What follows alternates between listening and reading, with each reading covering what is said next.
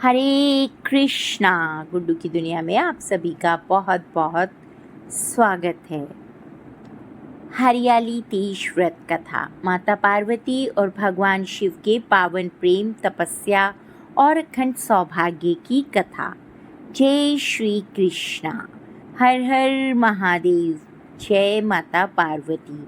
गुड्डू की दुनिया चैनल की ओर से आप सभी माताओं, बहनों, सुहागिनों, महिलाओं और समस्त श्रद्धालु भक्तों को हरियाली तीज की हार्दिक शुभकामनाएं। माता पार्वती और भगवान शिव की कृपा आप सभी पर बनी रहे। सभी सुहागिन माताओं, बहनों का सुहाग अखंड रहे, उनके परिवार में सुख, शांति और समृद्धि बनी रहे और भगवान शिव तथा माता पार्वती उनके जीवन को विश्वास और मंगल से भर दें। आज हम सुनेंगे हरियाली तीज से जुड़ी माता पार्वती और भगवान शिव की पावन कथा, जो हमें त्याग, तपस्या, धैर्य और अपने संकल्प पर अडिग रहने की प्रेरणा देती है।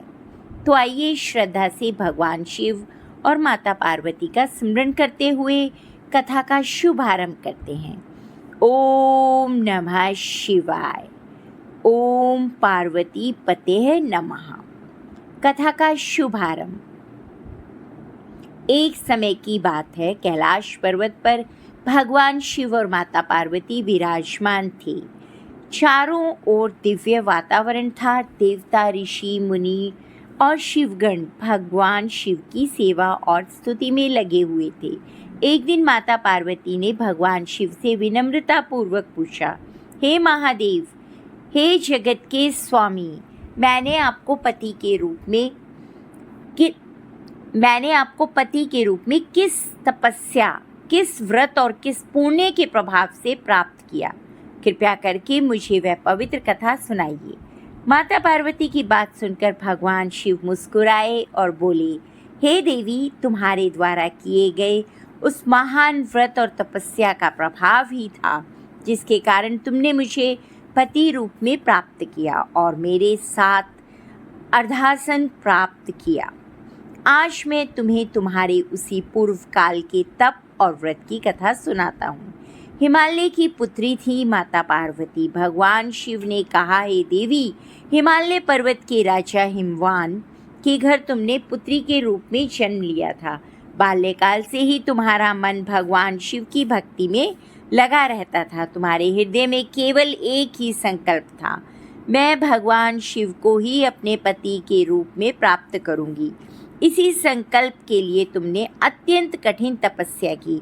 तुमने अनेक कठिनाइयों को सहन किया, फिर भी तुम्हारा मन भगवान शिव की भक्ति से कभी विचलित नहीं हुआ। तुम्हारे पिता हिमवान तुम्हारी कठोर तपस्या देखकर बहुत चिंतित रहते थे। वे सोचते थे कि मेरी पुत्री इतनी कठिन तपस्या कर रही है, मैं इसका विवाह किससे करूं?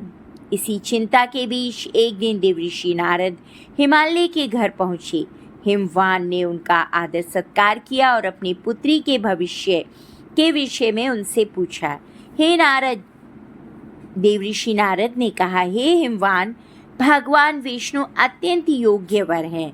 यदि आप अपनी पुत्री का विवाह भगवान विष्णु से कर दें तो वह अत्यंत उत्तम होगा। हिमवान ने यह बात स्वीकार कर ली।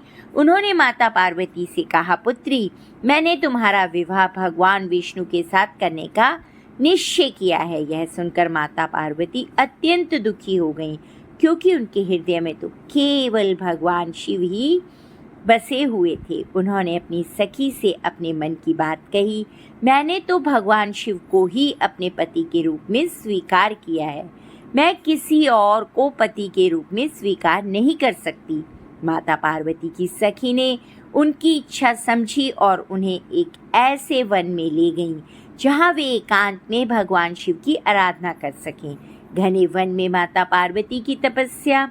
माता पार्वती अपनी सखी के साथ घने वन में चली गई। वहाँ एक नदी के किनारे एक गुफा थी। उसी गुफा में माता पार्वती ने भगवान शिव की आराधना प्रारंभ की। उन्होंने अन्न जल का त्याग करके कठोर तप किया। उन्होंने बालू से भगवान शिव का पार्थिव लिंग बनाया और पूरी श्रद्धा के साथ उनकी पूजा की। वह दिन तृतीया का पवित्र दिन था। माता पार्वती ने पूरे मन, वचन और कर्म से भगवान शिव की आराधना की। रात्रि में उन्होंने जागरण किया, भगवान शिव का सिमरन किया और भक्ति में लीन रहीं। उनकी तपस्या इतनी दृढ़ थी कि भगवान शिव प्रसन्न हो गए। भगवान शिव ने एक वरदान दिया। माता पार्वती की अटूट भक्ति से प्रसन्न होकर भगवान शिव उनके सामने प्रकट हुए। उन्होंने कहा, हे महादेव। महादेव ने कहा, हे देवी, मैं तुम्हारी तपस्या और भक्ति से अत्यंत प्रसन्न हूँ। तुम मुझसे अपना मन चाहा वर मांगो। माता पार्वती ने हाथ जोड़कर कहा, हे महादेव, यदि आप मेरी तपस्या से प्रसन्न हैं तो मुझे आप ही पति रूप में प्राप्त हो। मेरे मन में आपके अतिरिक्त किसी अन्य की इच्छा नहीं है। माता पार्वती की भक्ति, उनके अटूट संकल्प को देखकर भगवान शिव ने तथास्तु कह दिया। भगवान शिव ने माता पार्वती की इच्छा स्वीकार कर ली। फिर भगवान शिव कैलाश की ओर चले गए। पिता हिमवान को मिली पुत्री। उधर माता पार्वती के पिता हिमवान अपनी पुत्री को खोजते हुए वन में पहुंची। जब उन्होंने अपनी पुत्री पार्वती को अपनी सखी के साथ देखा तो उन्हें अत्यंत प्रसन्नता हुई। उन्होंने अपनी पुत्री को हृदय से लगा लिया और पूछा, पुत्री, तुम इस घने वन में क्यों चली आई थी? तब माता पार्वती ने अपने पिता से अपने मन की बात कह दी। उन्होंने कहा, पिताजी, मैंने भगवान शिव को अपने पति के रूप में स्वीकार मन से कर लिया है। मैं उन्हीं की आराधना कर रही थी। हिमवान ने अपनी पुत्री की दृढ़ इच्छा को समझा। उन्होंने कहा, पुत्री, अब मैं तुम्हारी इच्छा के विरुद्ध कोई कार्य नहीं करूँगा। इसके बाद उचित समय आने पर हिमवान ने माता पार्वती का विवाह भगवान शिव के साथ कर दिया। इस प्रकार माता पार्वती को भगवान शिव पति के रूप में प्राप्त हुए। हरियाली तीज हरितलिका नाम क्यों पड़ा इसका? हरियाली तीज इसका नाम क्यों पड़ा? भगवान शिव ने माता पार्वती से कहा, हे देवी, तुम्हारी सखी तुम्हें अपने साथ वन में ले गई थी। मैं तुम्हें तुम्हारी इच्छा के अनुसार भगवान शिव की आराधना करने का अवसर मिला। इसी कारण इस व्रत का नाम हरितलिका प्रसिद्ध हुआ, यानी कि हरियाली तीज। यह कथा माता पार्वती के अटूट संकल्प, तपस्या और भगवान शिव के प्रति अनन्य भक्ति का स्मरण कराती है। शास्त्रीय कथा में भगवान शिव स्वयं माता पार्वती को उनके पूर्व काल के इस व्रत और तपस्या का स्मरण कराते हैं। कथा से मिलने वाली सीख है भक्तों, इस पावन कथा से हमें यही शिक्षा मिलती है कि सच्ची श्रद्धा में शक्ति होती है, सच्चे प्रेम में त्याग होता है, सच्चे संकल्प में धैर्य होता है। और जब मनुष्य ईश्वर के प्रति सच्ची निष्ठा रखता है तो कठिन से कठिन परिस्थिति में भी उसका विश्वास उसे सही मार्ग दिखाता है। माता पार्वती हमें सिखाती हैं कि जीवन में कठिनाइयाँ कितनी भी बड़ी क्यों ना हो, यदि हमारा संकल्प पवित्र है और हमारा विश्वास भगवान के चरणों में है तो हमें धैर्य नहीं छोड़ना चाहिए। गुड्डू की दुनिया चैनल की ओर से आप सभी को हरियाली तीज की शुभकामनाएं। मेरी प्यारी माताओं और बहनों, इस पावन हरियाली तीज के अवसर पर गुड्डू की दुनिया चैनल की ओर से आप सभी को हृदय से शुभकामनाएं। भगवान शिव और माता पार्वती की कृपा से आप सभी के जीवन में सुख शांति बनी रहे। सभी सुहागिन माताओं और बहनों का सुहाग अखंड रहे, उनके पति स्वस्थ और दीर्घायु हों, हर परिवार में प्रेम, सम्मान और सद्भाव बना रहे। माता पार्वती सभी माताओं बहनों को सौभाग्य और सुख समृद्धि प्रदान करें।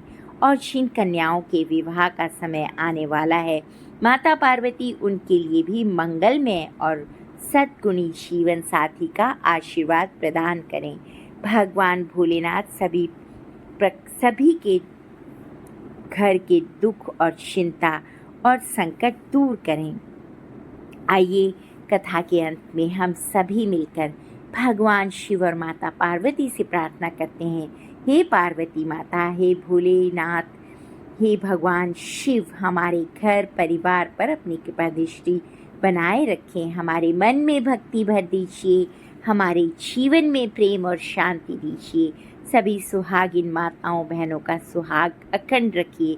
सभी परिवार में सुख समृद्धि और मंगल बनाए रखिए और हमें सदैव सत्य धर्म प्रेम और सदाचार के मार्ग पर चलने की शक्ति प्रदान कीजिए। हर हर महादेव। जय माता पार्वती की। ओम नमः शिवाय। गुड्डू की दुनिया की ओर से एक बार फिर आप सभी को हरियाली तीज की शुभकामनाएं। आप सभी पर भगवान शिव और माता पार्वती की कृपा सदैव बनी रहे। हर हर महादेव। जय शिव शंकर पार्वती पते नमः। जय माता पार्वती की। यदि आपको यह पावन कथा अच्छी लगी हो तो गुड्डू की दुनिया चैनल को लाइक सब्सक्राइब और शेयर अवश्य करें और इस कथा को अपने परिवार तथा अन्य सभी भक्तों तक पहुंचाएं। जय श्री कृष्णा। जय जय श्री राधे। जय हर हर महादेव। जय हिंद। भारत माता की जय। और भक्तों, आप सभी को स्वतंत्रता दिवस की भी बहुत बहुत शुभकामनाएं। धन्यवाद।